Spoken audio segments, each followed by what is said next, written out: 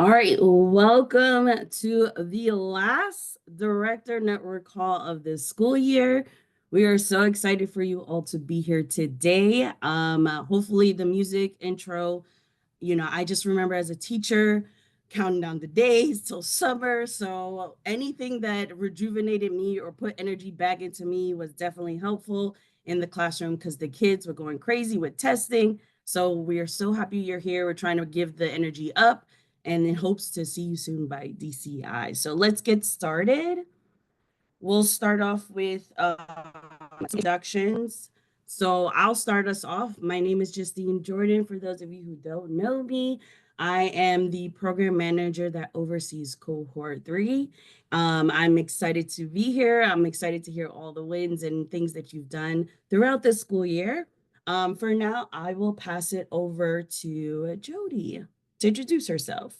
Thank you, Justine. Good morning, everyone. It's nice to see all your faces again. It's a little shocking to hear Justine say that it's our last director's call for the whole year. So welcome, welcome, welcome. And I am the program manager over cohort 2. Shout out to all my cohort 2 people. And I will pass it off to Dr. Rollins. Good morning. I am Tiwana Rollins. I am over cohort 1. Good morning, Alexius Ferguson. I am assistant director for TA, and then I also over cohorts 4 and 5 right now. All right. Well, that is all the introductions. Hopefully, you know who is your program manager. If not, feel free to reach out to one of us and we will guide you to them. Okay, so the next slide. So today's agenda is obviously a welcome. We've done some introductions. We'll go over some meeting procedures, a little bit of the updates, and we have a great presentation with Dr. Christine Thompson, who's going to go over the outputs and outcomes as we close out the school year. I'm really excited. I've learned so much from her. She's a data-driven woman, so you'll get to know her, and she'll present on some information that you can utilize as we close out the school year, especially in preparation for the next school year. And then we'll have just a short survey, quick announcements at the end, and then the director power hour. So for the center updates, this is, like I said, a TA calendar. The HUVA, not presentation, registration, was sent out already. Most of you have been registered for our director and coordinator institute. So we are excited to see you next month. We have a lot of things planned that are fun. I apologize for having quarter 3 stuff up. That is probably something that was from last month. And DCI will be on the 13th. Check into the hotel if you're within the 50 or outside of the 50-mile radius. We'll be on the 12th as well. So we'll have registration done at that time as well. Just a reminder, the director power hour is directly after this meeting. We will keep the meeting open for collaboration with you all for one last time for this school year. All we ask is that one person just is the person that has all the hosting rights, so that way we can give you your privacy and be able to collaborate together. We just need to pass along those hosting rights on Zoom, but that doesn't mean you have to host the thing. You just, have the rights to be there for discussion. Just a reminder again, the June Director Coordinator Institute is on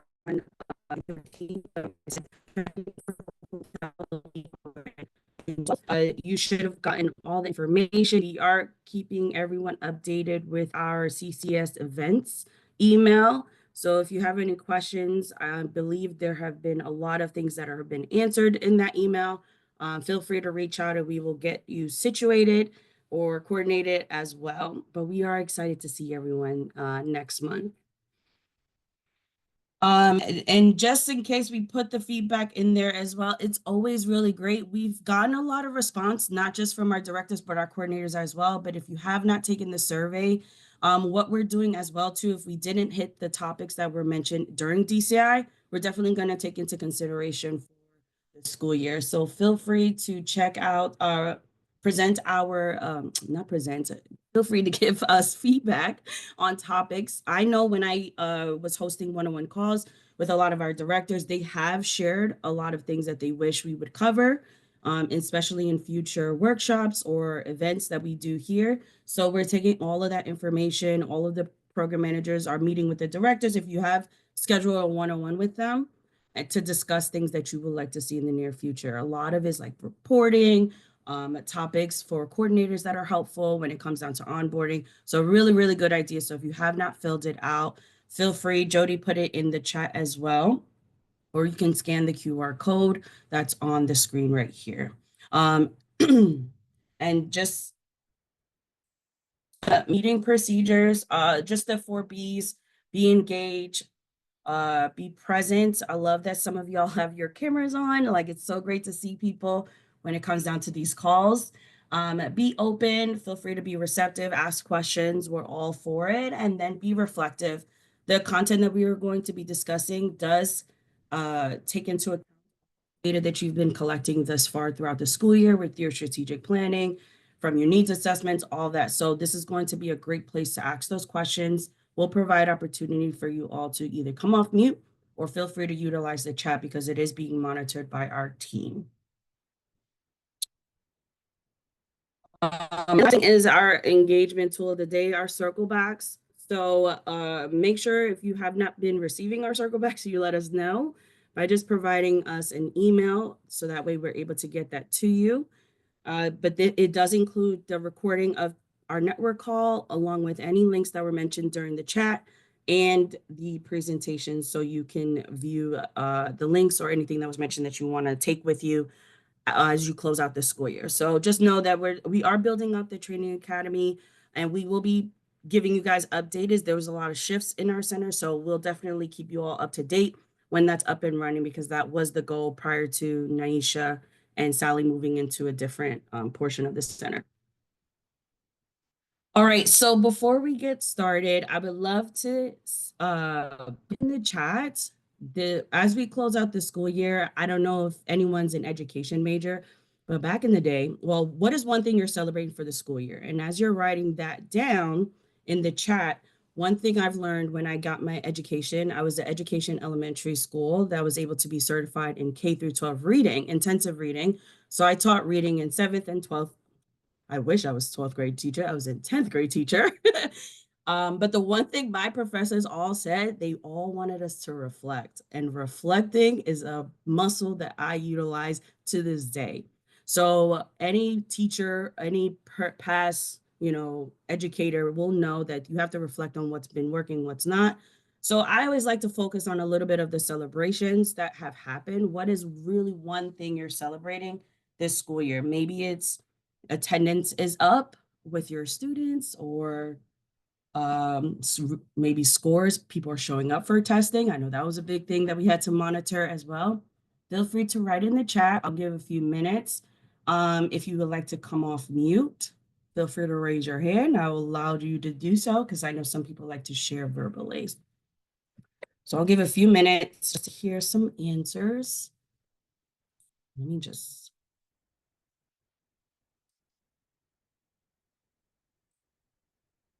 So we have behaviors and incidents have decreased at SWE. Awesome. Test scores for PM3 are off the charts. Can't wait to see the school grade. I'm excited to hear that.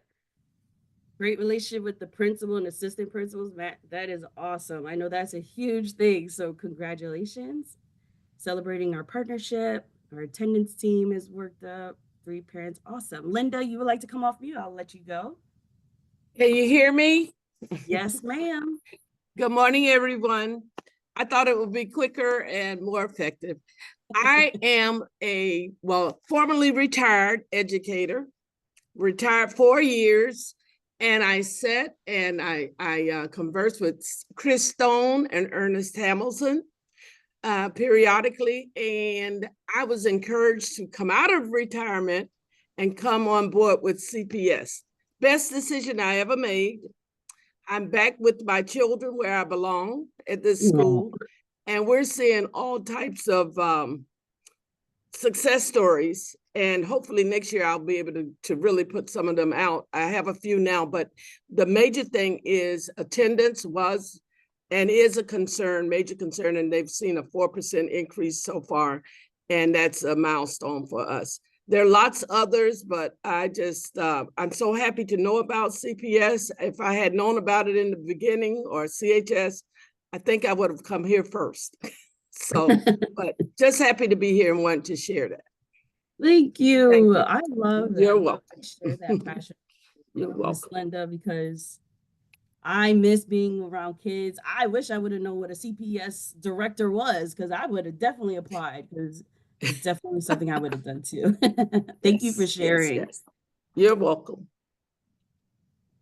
Awesome. All right. So we have a lot of wins in the chat. That is awesome. A lot of high test scores and really great things that you all are doing. I hope one thing I used to tell my students, and even when I was a program manager for my old job, is like, how are you celebrating your success? Most people will hit the milestone and then keep going to the next goal. I think I encourage you all to really be present with all the things that you are doing, whether you know it or not. You're making a huge difference and impact in the entire state, and really spending time like on rewarding yourself for the achievements that you've done. Most people will not do that. They won't spend time celebrating themselves. I used to just go out for a coffee and just be present and just really reflect on what I've done in order then to take that on into the next school year to continue on the mission of helping more kids. So hopefully that is awesome. Hopefully you all are celebrating yourselves. Thank you so much for sharing in the chat. I know Jody's active in there. Your work doesn't go unnoticed, and we really are grateful to have each and every one of you at our sites and as we continue to grow. So all right, so the next thing, we'll dive right into our content. It is going to be featured with Dr. Christine Thompson. She is the data queen in the center. She loves data. We love her for it because she shows us such great strategies of how to support not only you, but to pass along the information to continue to make that impact in the schools. So I'll let Christine either introduce herself and then she'll dive right into the content. Well, good morning, everyone. Some of you may know me or, have at minimum seen emails from me related to, potentially DSAs or many other things. But if you don't know me, it's good to meet you. I started with the center in September. And so I've been, working on all things data assessment and evaluation since then. So hopefully you will start to hear and see more of me.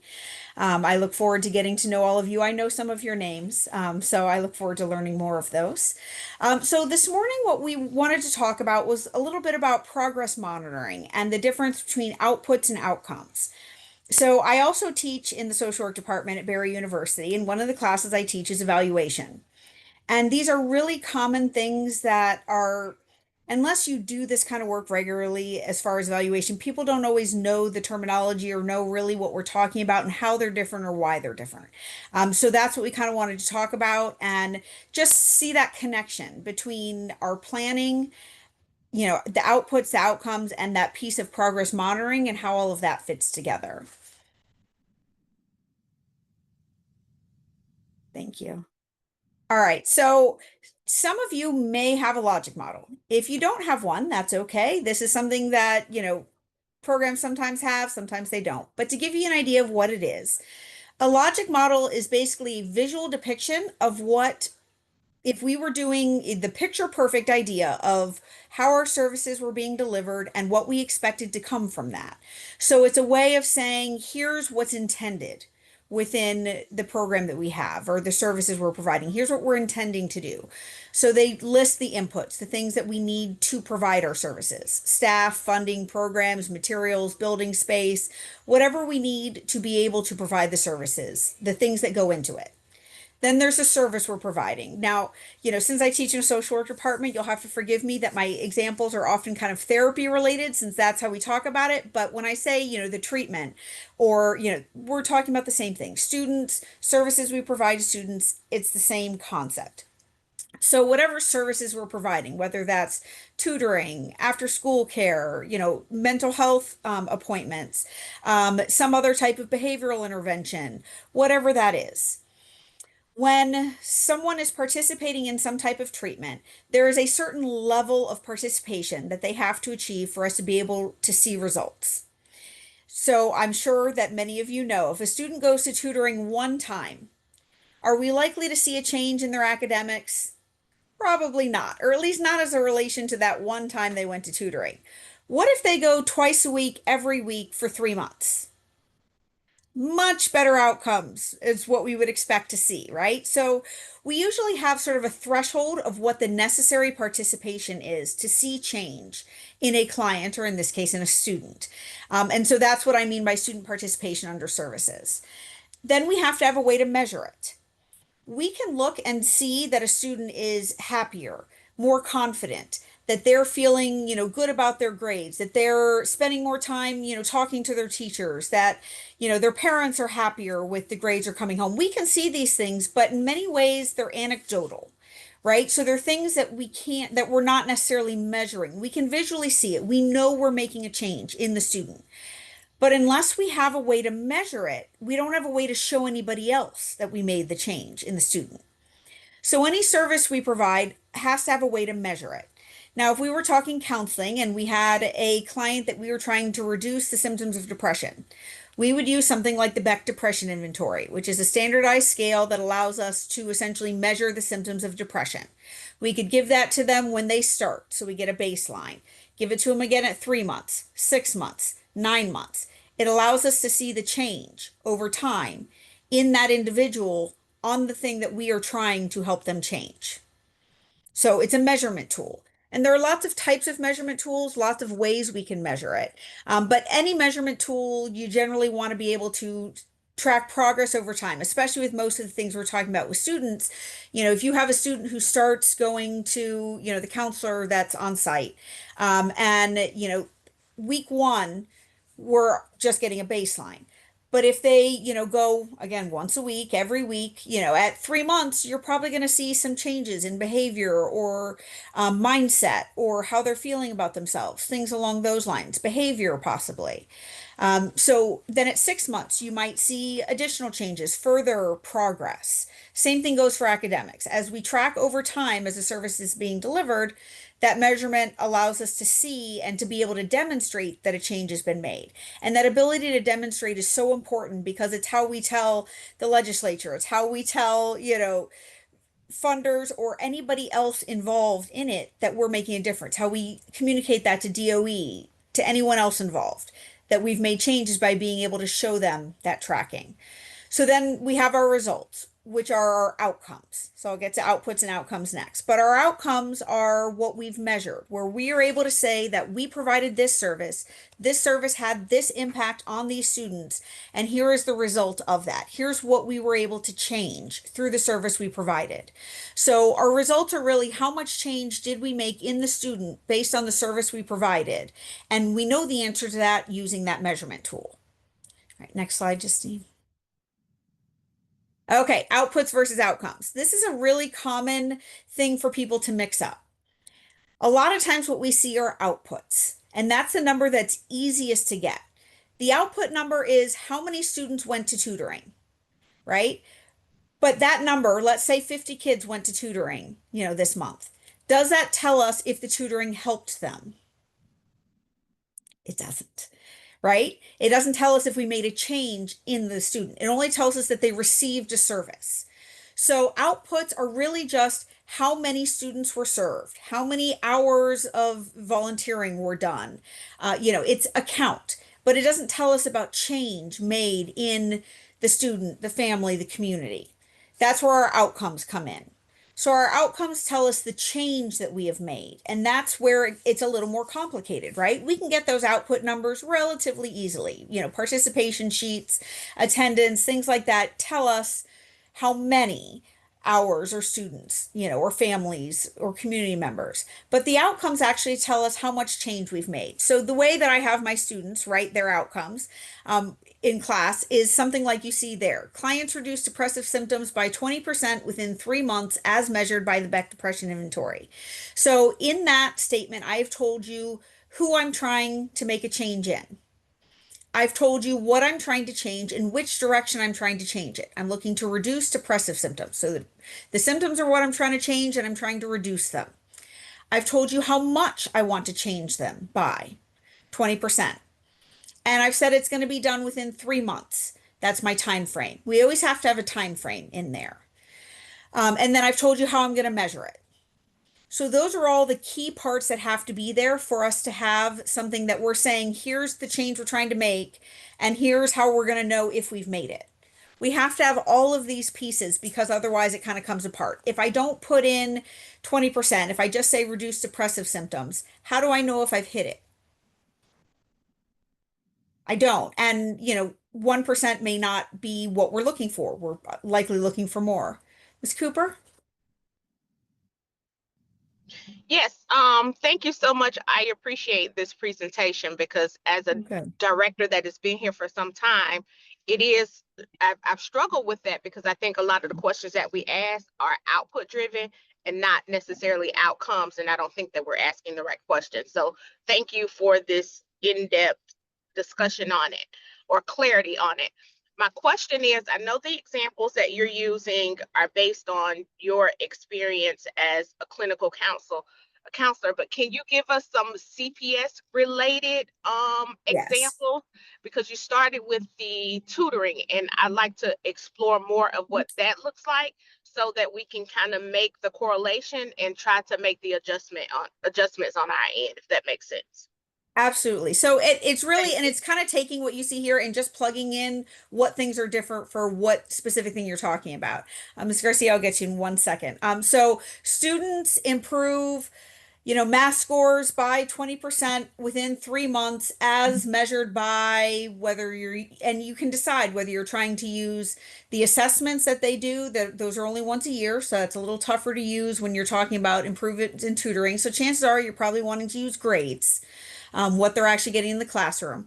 Percentages are a little difficult there if you're not looking at a number grade, if you're looking at a letter grade. So you do have to kind of think about how you want to set that up for something like that. So all depending on how you report grades and how you have them. If you have a numerical grade for every student, you could do 20%.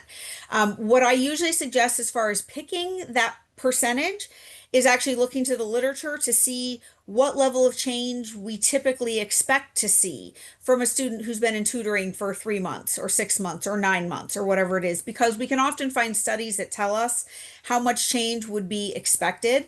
And that's something that we can even talk, and I can discuss a little with TA that we can, try to come up with what some of those might look like. Some specific examples of where the literature does tell us, hey, this is what you'd likely see. That gives you, so kind of what to aim for. So it's really depending on, so tutoring, would be one instance. If you're, some things might involve surveys. I know people, they love surveys because I know you guys love them, right? Like surveys are your favorite thing in the whole wide world. You love it when we send you like 5 million of them, right? Like I'm certain. I'm certain you guys are super excited about surveys, and being the data person. I like them, of course, but I understand how they can be frustrating and how they're hard to get a response rate on as well. So there are some things like parent engagement that are a little tougher. If you're trying to measure something like, parent engagement, there's multiple ways you could talk about doing that, but it's a lot of it's coming down to sitting there and really like figuring out, all right, what are we going to use to define this? So with this example that I have here, we can define depression based on that scale on the Beck Depression Inventory. But if we were looking to reduce stress, let's say, we would have to choose how to define stress. Are we going to measure cortisol levels? Are we going to use heart rate? Are we going to ask the person to fill out the perceived stress scale to tell us what they feel like their stress level is? So a lot of this just requires decision making kind of as to how to approach it. But the key thing is making sure you've got something you can measure. And that you have a way to measure it that does measure the thing you're trying to measure. But it is important to have that threshold of participation because you don't want to be collecting, data like, math scores on a student that did tutoring one time because you're not going to see change from that one time. So usually we have a minimum level of participation to be able to see that change. And so having an agreed upon, here's where our minimum is. Like, let's look at the data for kids who've been participating for 3 months or however long you choose to use. But so that's kind of the basic idea. So you're taking these same things and just plugging and playing, those other concepts. So hopefully that answered it. I know there was a hand a second ago. Ms. Garcia.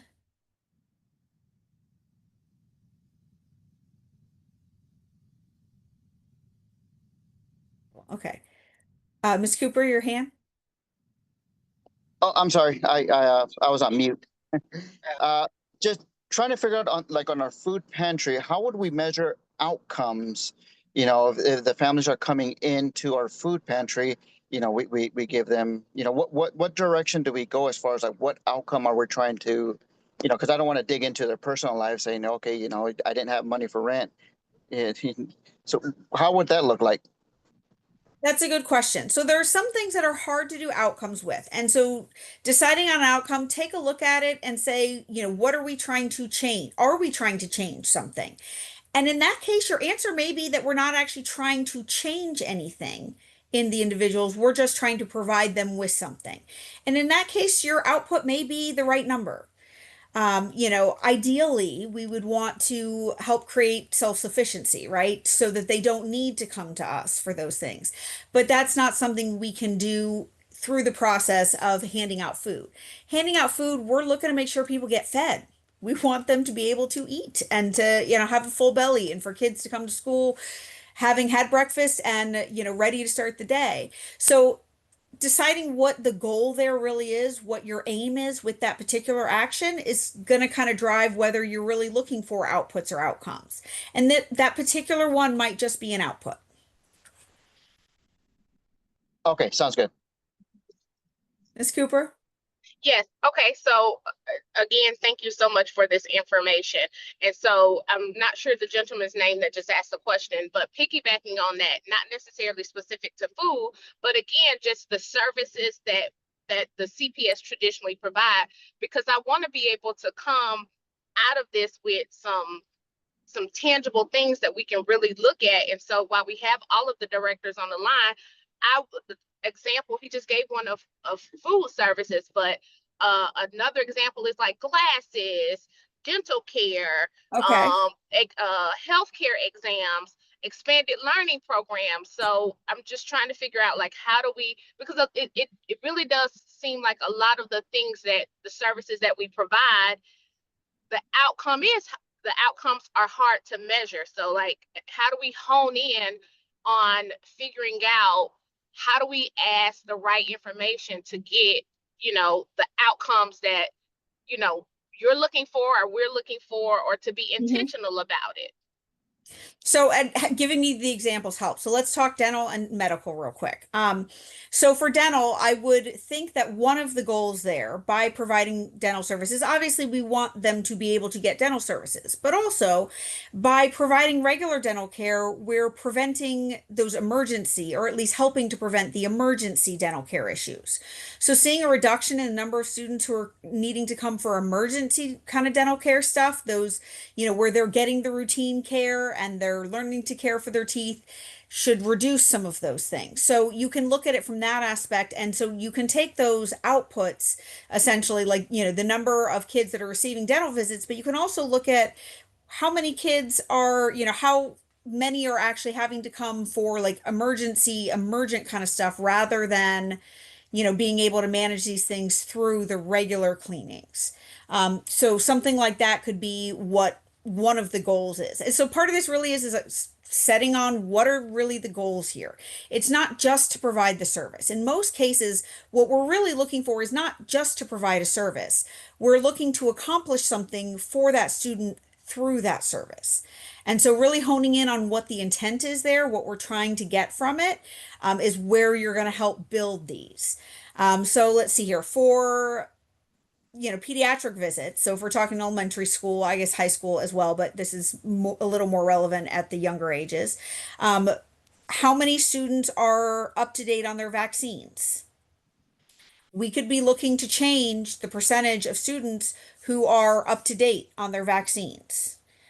We could be looking to reduce the number of days that kids are out sick.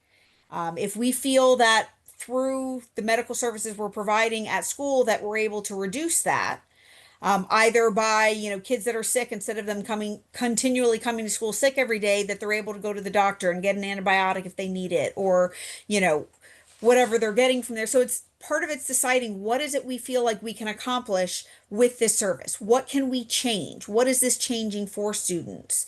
And then moving from there. So the pediatrician appointments, that would be one of, as far as vaccines and being up to date on vaccines, potentially reducing the number of kids that are coming to school sick. And every site is a little different. And that's why some of these are hard, because I don't know exactly how each site is doing some of these things. If we were providing medical care as well to parents or, siblings in the community, there might be some things that would come from that. Again, potentially a reduction of kids that are out sick from school, because if you have fewer people that are sick, those kinds of things. So deciding on what those are is what's going to help drive it. Mr. Yarns? I didn't want to ignore your hand. I wanted to catch what your question was. Yes, I kind of have like several questions. Okay. And I don't want to belabor the time, but I think I just need a little bit of clarity. So, the first thing is there a tool to measure these essential outcomes and outputs for community partnership school as a whole? Is there a tool or plural tools to do the measuring? So I think there are some good examples, and I think we have those, but what tools are we using currently to be able to, somebody put learning circle, that's the tool? I don't know if that's going to help us, but are there any tools that are going to get us where we're trying to go? That's the first question. Depends on what you're trying to measure. There are lots of tools in existence that can be used to measure different things. And, I'm open to having conversations with directors, on some of these things about helping find things that match, what you're doing. So kind of depends on exactly what it is you're doing. So if you have, let's say, a fatherhood program that you are providing, and I just happened to be talking to somebody yesterday who was doing a fatherhood program, so that one's on my mind.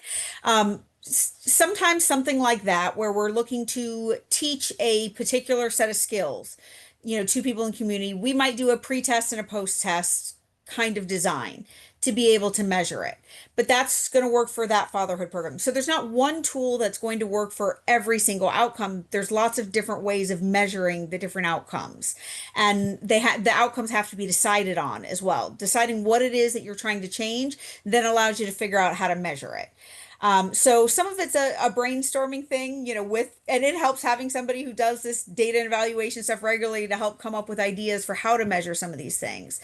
But it just depends on exactly what it is. There are lots of scales out there related to things like self-confidence, social emotional behavior, self-sufficiency. There's all sorts of scales out there for all those kinds of things that we may be impacting as far as our work with kids. One of the things that really stood out to me when I toured one of the sites was students who were part of our tour saying to me that they had learned how to advocate for themselves. And to me, that was huge. That was a gigantic win for these kids to say that they had learned how to say, hey, I need something. Can you please help me? Like, that was incredible. And we have scales that measure those kinds of things. So it all depends on what you want to do. And because, some of these things are surveys, you have to kind of decide as a site, all right, where are the areas where we do want to try to really like dig in here and look at some of this stuff using a survey? Like, what do we want to try to, have kids fill out or ask family members to fill out, because you want to minimize those, of course. With things like academic outcomes, you have your academic data, right? And especially if you're putting your data into Learning Circle, this is where Learning Circle comes in. If you're putting your program data into Learning Circle, you can compare students who have been in tutoring for 3 months with their academic data to those, who haven't. You can make all those comparisons. It'll do it right there for you. It'll produce the reports. It'll allow you to filter down students. One of my favorite things in Learning Circle is that you can take a particular set of students. Like if you know these 10 students are really struggling in math, you can create a custom roster and follow those 10 students. So you can watch and see everything that's happening with those 10 students as they progress through whatever, math program that you've added them to try to help with their math scores or whatever wherever it happens to be. So there are a lot of really great tools in Learning Circle for this, but that ability to connect your services with the data in Learning Circle, that academic data, behavioral data, and attendance data, they both have to be in there for that to work. So there are a lot of tools there if your data is there. Okay, so Tanika, I got you. I think we ride on the same bus. So where I'm confused at is because it sounds like as a director, it sounds like that I need 10 tools to measure outcomes of all the things that I provide. I don't have 10 programs, but I'm just using that example. So I guess the real question then becomes what are we measuring as a model?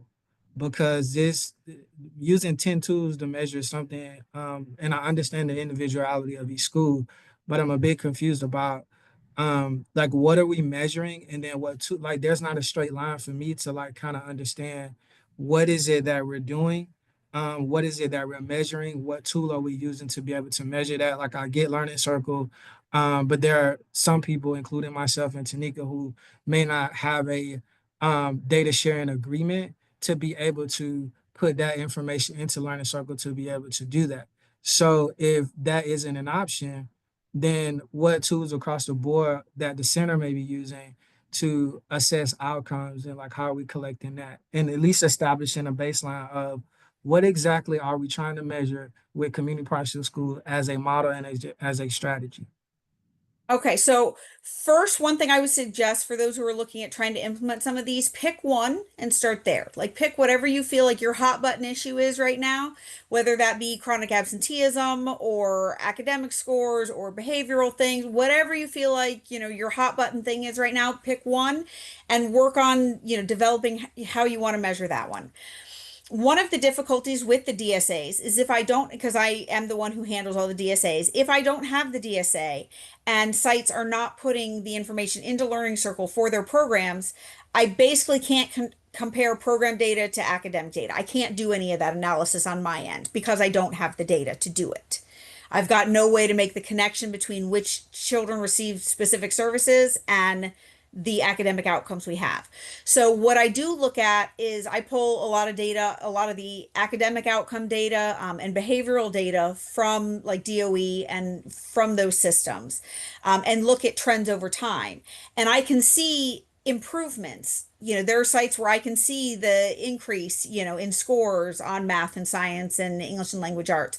I can't make that connection to the services if the data isn't in the system for me to do that. So that's where one of the disconnects happens is that I can't do that analysis on my end without the data. So we're doing the best we can to connect those things and to see the progress over time, but that's why these data sharing agreements are so important and why we're working so hard to try to get them in place. Okay, thank you.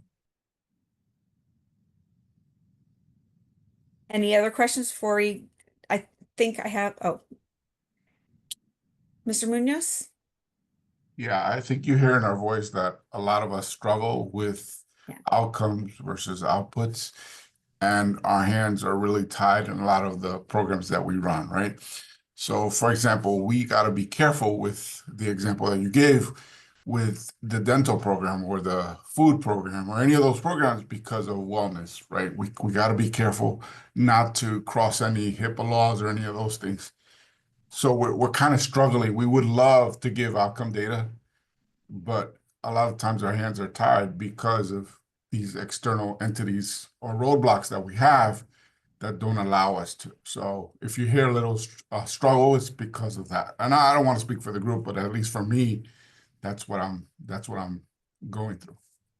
I understand that for sure. And I don't know the HIPAA stuff real well. And I know that, that is one of issues with some of the medical data and wellness partners and what level of sharing, you have. If they are able to give you de-identified data where you could have, the numbers and some of those things without having student names attached. I don't know if that would satisfy HIPAA or not. But, one could could do something with the data, you know, if we had it that way. But it is tough. Some of these things are challenging, and it's why I suggest, you know, picking one or, you know, one or two even hot button areas. And if you want to have a conversation about some, you know, different techniques we could use to try to help you find ways to measure those things and get at them, we can talk about that. And you can tell me what you feel like you're able to do and what you can get and what you can't. And we can see if we can find a way to help you get some measurements in those areas. But sometimes it's a matter of kind of just walking through, okay, here's what the dynamic is, here's how it's set up, here's what we have, here's what we don't have, and putting the pieces together to find, you know, what we can measure, you know, and deciding on what those goals are for specific services.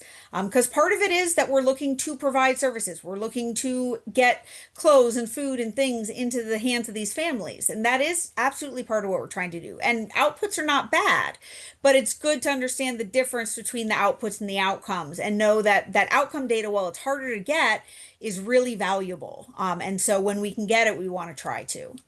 Ms. Cooper? Yes, and then I'm gonna go on mute permanently. But I just want to You're okay. because there's some comments in the, I mean, some comments about learning circle, and majority of us on this call don't have a data sharing agreement. So to keep on putting that in the chat as if that's helpful, it's not helpful. We are asking publicly on this platform because there are other directors that are experiencing these same issues. So if there is something that is working at another school, then that's what we're looking for, so that we can kind of find workarounds to this. We understand that it is a work in progress with data sharing. I'm at a school that, like a district that is a long haul. So in the meantime, you know, we know that this is an issue. How do we find some solutions that we can kind of do to work around? So, you know, learning circle is great. We can use it. We understand how to use it. We get that. But if there's not a data sharing agreement, then that isn't helpful in this specific conversation when it comes to outcomes. So, you know, I'm asking this so that I could have, you know, tap into, you know, other directors that I know are experiencing or in the same situation where we don't have a data sharing agreement. As a director, there's really nothing I can do about that. Fine.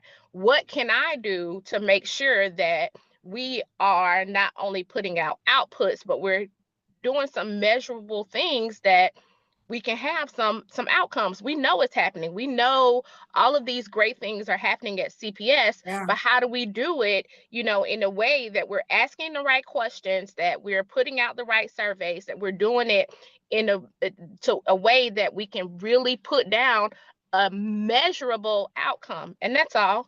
I don't want to, you know, belabor it, No, but I just want, that's just I my two. understand. I do. And it's tough. And so, couple things. Most of your districts have some sort of data platform where they're providing all sorts of metrics and things.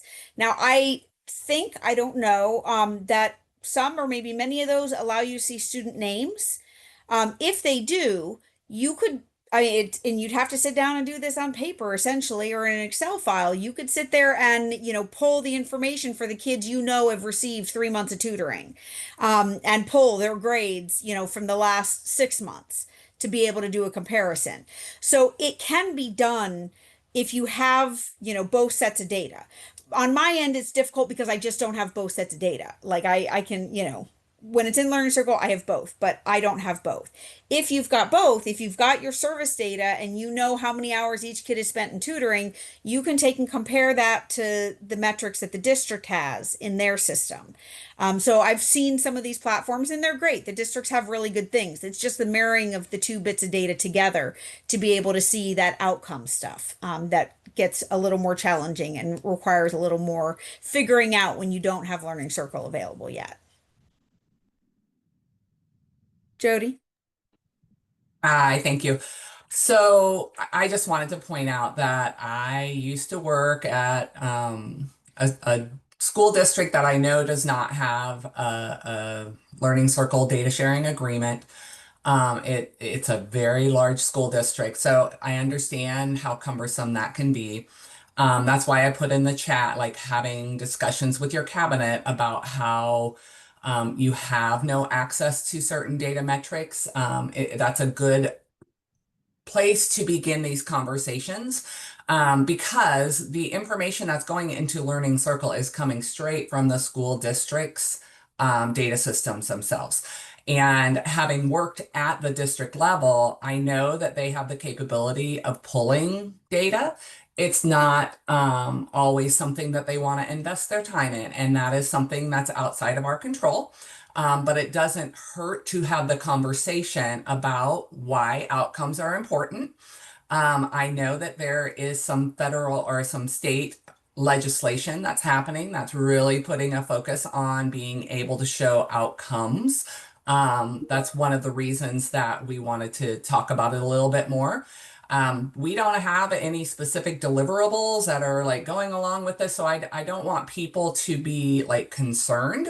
But we do want you to understand the difference between the two, understand and start thinking about ways that you can, collect outcomes where you can, understanding that there are still a lot of barriers in place. We really do understand that, but I recommend that you really start thinking through some of this with your cabinets so that you can see if the district wants to be invested in sharing some of these data metrics with you outside of Learning Circle if there isn't a data sharing agreement.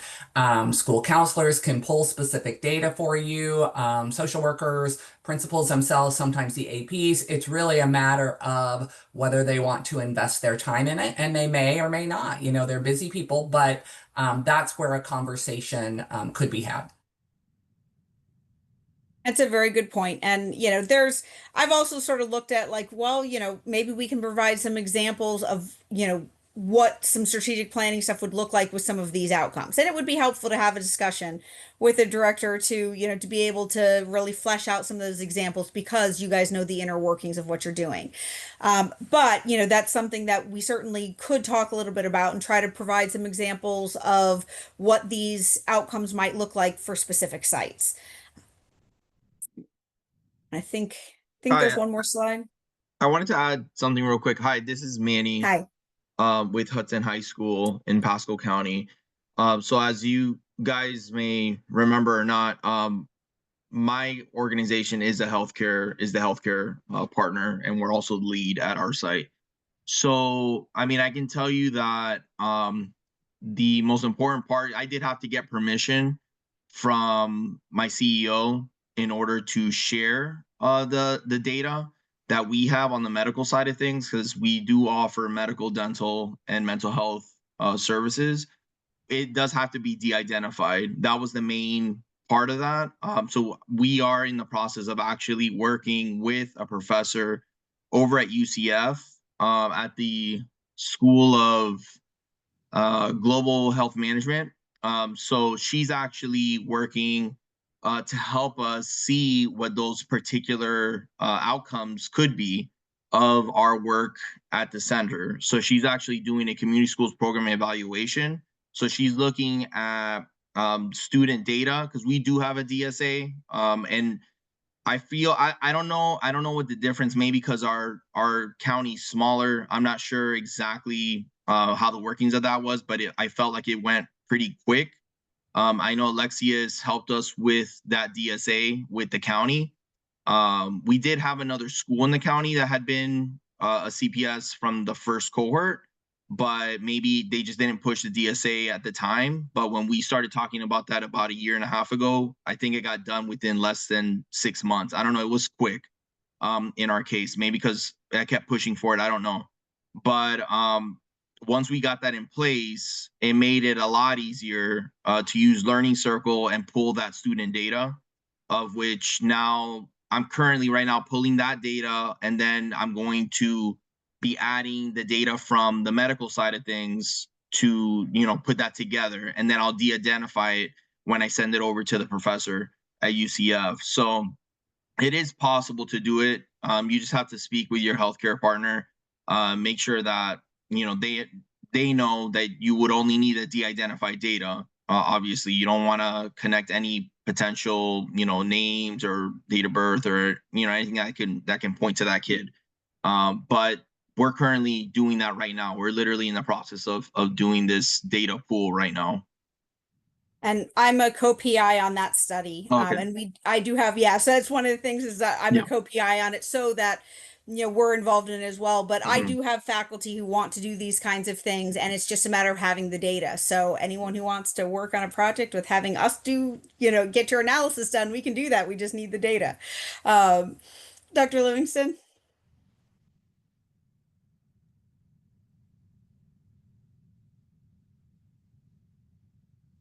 Can't hear you. What outcomes are you actually trying to, you know, identify? I love your example of, it being possible to get that data and explaining how to get it. But like, what outcomes are you really trying to show? That depends on the services being provided and what you want to see or what you feel like is the goal. Because for every site, I think this is going to be a little bit different. We all, every site has a slightly different population. So what you're aimed at, what you see is the core problem that you're trying to address with a particular service may be different than somebody else.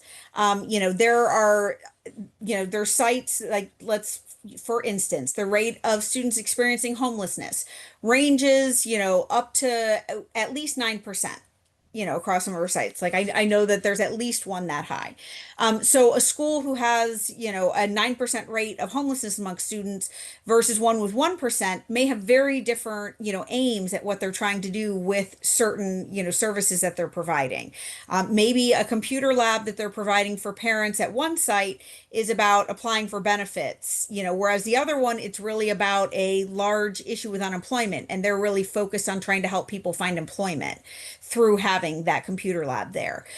So it really depends on what you're trying to target and what the intention is with the service. So everything that you're putting in place has a reason why you've got it, right? You've chosen these things and brought these things into your schools because you had an intent for them. And that's really what it comes down to, is what is it you're wanting to change?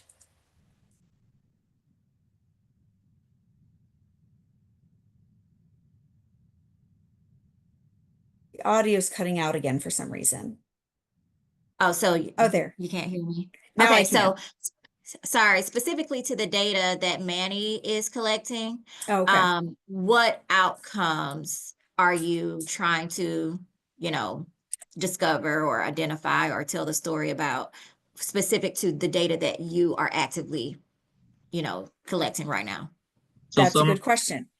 Manny, do you know the answer? Because I can't remember exactly off the top of my head yeah, the I mean, wording of it. so the professor asked to pull, so on the student side, from the schools, it was looking at behaviors, looking at, number of unexcused absences, the grades that they're currently at for the 3, 4 different, math, science, social studies, and then trying to then add on if they've come to our site to receive any medical, dental, mental health services. We're still in the process of putting together more of those expanded learning types of courses at our place. Because as you guys know, again, we started off with the medical services right off the bat. So that is the look of it. Now that's the data from this past year, and then it'll be an ongoing, right? Because then we'll only be able to know from August until year to date, what that data shows at the current moment. Because we do have, it gives you by quarter, when you pull that the student data, so you can see the progression of what they've been doing from each quarter. So it's looking at that and then tying it to the services that they've potentially received at our site. So that's what they're going to look at. They're going to look to see if there was any impact in the sense of, the students that may have gotten better grades by the 3rd, 4th quarter. Did they receive services at our site in the 3rd or 4th quarter? They're going to try to make those correlations. But it's an ongoing, type of study, obviously, because, you're getting new students every year. And then students year to year could also change, and just there's a lot of factors. But I think it was a good idea, and that's what I told my CEO as well, and I think they like that, and my CFO as well. So I think when you tell your healthcare partner, what the purpose is, it's to try to see, what the actual impact, the potential impact of the community school is. I think it makes sense to try to do something like this. Okay, that answers my question. Thank you. Because I Sure. was in my mind, I was thinking we're trying to somehow tell an outcome related to health, and that would be a problem with HIPAA and all of the, confidential information. So thanks for Sure. specifying the other outcomes. Sure. And just to also specify, when we say, all we're literally saying for the medical, dental, mental health side is if they use a service or not. That's all it's gonna say. So it's gonna say yes or no. So we're not being like specific as to like what type of medical service. So just a heads up on that too. Thank Yes. You can have your outcomes be something where you're not necessarily looking at an outcome for that specific child. It can be something like in the chat, I was saying medical might be reducing absences due to illness by 5%. You have your absences numbers, and I'm pretty sure, for most absences, there's usually an indication, of why they're absent. Maybe not, depending on how much of that you actually have or know that it's accurate. But you'd be able to see that, the number of medical appointments being provided or the number of scripts being written versus what that absence rate based on illness is. And so you'd be able to essentially suggest a correlation. Maybe not a causation if we don't, actually have the student, data connected to the health data, but we could certainly suggest that that change is happening related to that. I do have another call I have to jump on in about 30 seconds here. I have to get over to certification. Justine, I think there was one other slide on there. Oh, yeah. So this was the SMART goals objective stuff. Example objectives, these ones on the right, all these ones here have problems with them. That's what I was trying to get to, was to kind of walk through those so we could talk about what was missing from them, why they were not good objectives. So like the first one, we don't have any specific way that we're measuring it. We don't have an amount. We haven't really defined student confidence, whether we're figuring that out from a survey. It's just very vague. It's not specific enough. The within 1 year improve teacher retention by 90%. It is not realistic. We are not going to have that level of change in 1 year. We're probably not going to have that level of change ever. It's just not a realistic number. I also do not like outcomes that have 100% in them, because nothing's 100%. People are imperfect, stuff happens. So I would always advise you never to put anything at 100%. Just, my recommendation here. But each of the ones there have some issues with them, something they're missing from the list on the left. Like I said, I do have to jump on this other call. But, if you want to sit down and go through some of your specific things, I don't mind having a call, with you to talk through a few of these and see what we can help you figure out. So I'm, happy to assist with that. I also know your TA team here can, talk with you about some of these things and how to do these, and help you find ways to measure things you'd like to measure, but start with one or two. Look for things that you've got the data, you really want to know about, that it's a big issue for your site, and work on one or two to start with, as things you really want to try to get outcomes for, because these do take time and they take effort to be able to get to. So I hope that, we got off on all sorts of other things. I had this progress monitoring thing in here too. I put the steps for progress monitoring, and this is again kind of what we were talking about: identifying what you want to achieve, setting a time frame, having milestones, so different points at which you want to see different levels of change. We don't have to go 0 to 60, right? Like we can get part of the way there in 3 months, and then another part of the way in 6 months. So we can always do it like that. Then those SMART goals, and documenting and reviewing the progress on them. Some of this data stuff is hard. I totally get that. And we are working on all the DSAs and trying to get those through as quickly as we can. So I hope to have you full access with Learning Circle for those who don't have it yet soon.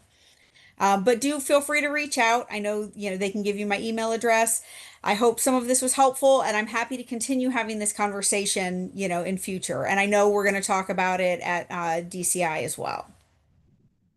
Thank you, Christine. And we know that a couple people have to jump, so we'll just take it from here. Thank you. We know you have a call to get to, and several people will have to jump. Is it my turn now, Justine? It is. Okay. So I think some of these data specific questions, everything that you heard Christine do, she did it with our goals, like our own internal goals in the center. And it wasn't a knock against the goals that we had written. It wasn't our expertise, right? Even though we had professors and everybody we could have accessed, when we wrote them, we thought they were good goals, and she just tweaked them a little bit to make them better goals and to make sure that we had tools to measure it and that it was like actually an achievable goal, so I would say step one for any of this is to link up with somebody that's data focused or kind of has that background, and knows all the nomenclature, can do qualitative as well as quantitative. That's your best bet to be able to ask better questions, to be able to use Learning Circle or not, because we did a lot of this work before Learning Circle, and as a previous director, we had the spreadsheets and we had the de-identified data kind of in front of us and being able to cross-reference. And I had a ELC that spent the time doing it. And I literally took the outcomes that were used in my tutoring program. And I've said this a couple of times and got dollars from the Rotary Club. It's not just about money. It's really about outcomes for the kids, but we knew that the tutoring program worked. Paying the teachers, it was a very small stipend, having the students there, but it wasn't just tutoring. It was also enrichment. So we had football, we had basketball, we had, everything, cheerleading, we had everything to entice the kids to come. And we also had great attendance. So in closing, we do have a survey. So if you can click on it while I'm speaking. It's in the chat. It's also in the QR code. Either way is good, but we like to get more response on that survey. And this is being recorded, so it'll go out to everybody, even people that have to jump. But I do want to ask for anybody that is going to IEL's Family Engagement Conference to put that in the comments of your survey. If you or a principal, it'll be later this month. It's kind of too late if you haven't already signed up. There might be a virtual option if you do want to sign up. Email me separately if you do have questions about it. But if you are going, I want to get with you later. Either before IEL or after IEL, because we want to bring the content knowledge back to the state. We want to teach each other. We want to spotlight you at one of these calls. So we want to do that. And that's the call for anybody that goes and gets like large level professional development. We want to bring the expertise back. My team will be doing the same thing. So I do want to connect with you. In that survey, in your comments, tell me if you're going to the IEL Family Engagement Conference this month, so that I can connect with you. I think that's it as far as announcements go. But we appreciate everybody. We appreciate the engagement. We appreciate the time and even the thought that went into your questions. Some of the landing that you have though, and then I'll say, even with whether it's de-identified data, if you have data freely flowing to Learning Circle, we know that everybody doesn't have 100% student access in there. But you can start with the ABCs, right? Even on the aggregate level, we can start with the ABCs. Are we increasing attendance? Are we decreasing behavior? And are we increasing class performance? Some of those central ones that came out of the 2022 AIR report. You can start there, right? And I know every program is hard to line up how family engagement affects academics or attendance, but that it does.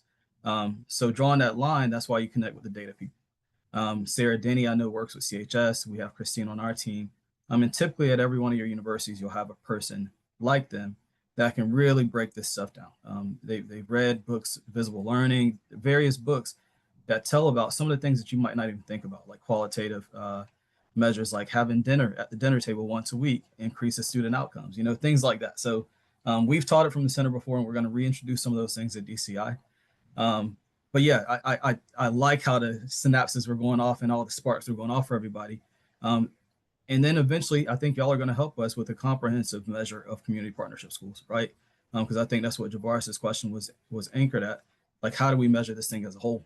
How do we go into a community and be prescriptive about what we're going to do, the changes that we're going to make? So we really appreciate you guys. We appreciate all the questions. If there's additional questions, you have our emails. We can get some time with Dr. Thompson. We can get some time with your data teams, your data committee, so that we can sort some of these things out. All right. Thank you, guys. If there's no other announcements from my team, we will pass it off to somebody. If somebody could take it for the power hour, we'll definitely hand it off to you. Yeah, so we just need one volunteer. If you guys want to still continue to collaborate and discuss, we'll still give you that time. So we just need a volunteer to take on the host rights. You can give me the host rights, Manny. All right, let me stop the recording.